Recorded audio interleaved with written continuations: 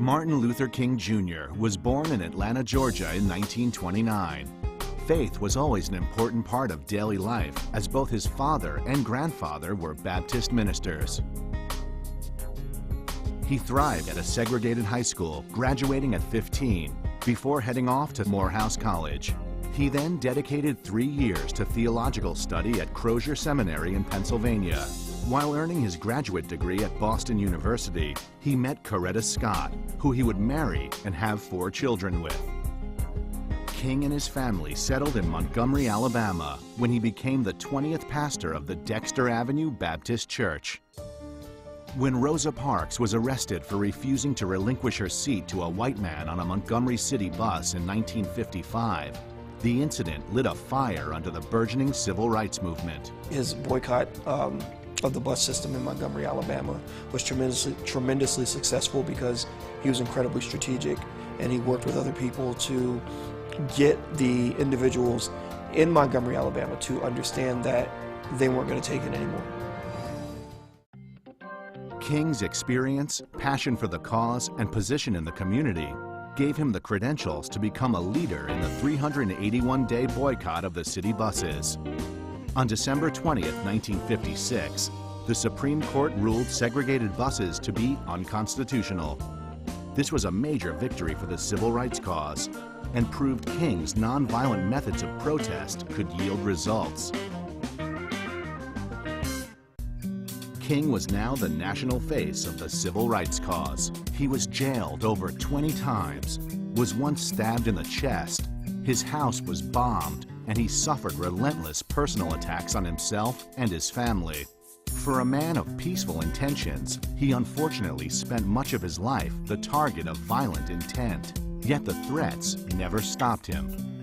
Dr. King inspired thousands of people through his eloquence and through his fearlessness, especially after his home was firebombed with his wife and his children. They showed through their courage that they were prepared to give their lives to the cause of freedom. King worked tirelessly to promote the cause he so strongly believed in. And from 1957 through 1968, he traveled over 6 million miles, delivered 2,500 speeches, wrote 5 books, and dozens of articles. His hard work and ability to communicate earned him such respect that he earned the ear of President John F. Kennedy, who personally met with King. Of all the speeches King delivered, none has stood the test of time like his famous "I Have a Dream" speech. Symbolically delivered from the steps of the Lincoln Memorial in 1963, in front of 250,000 people, both black and white. King had become such a force in America that he was named Time Magazine's Man of the Year in 1963. A nice achievement indeed, but it paled in comparison when in 1964 he became the youngest man ever to win the Nobel Peace Prize. Martin Luther King Jr. was an American. He was deeply American.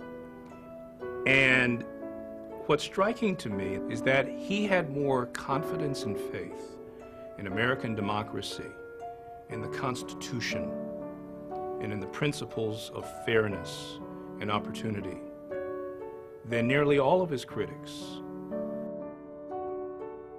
While in Memphis to lead a protest march defending the rights of striking garbage workers in April of 1968, King delivered a rousing speech titled, "I've Been to the Mountaintop." It would be his last. Standing on the balcony of his second-floor room at the Lorraine Motel in Memphis, King was shot and killed. In 1983, Ronald Reagan signed a proclamation declaring the third Monday of every January Martin Luther King Jr. Day, a public holiday to celebrate the man and what he stood for.